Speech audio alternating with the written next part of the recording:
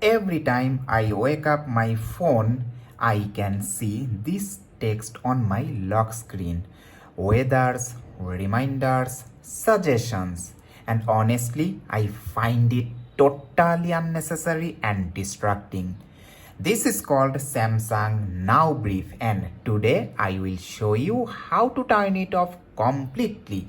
Now Brief is part of Samsung's Galaxy I. It tries to summarize my day with weather, my schedule, and smart AI suggestions.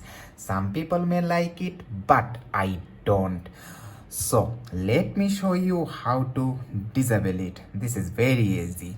Open settings, scroll down, tap lock screen and AOD. Here is the now bar option. Yes, now brief. Just toggle it off.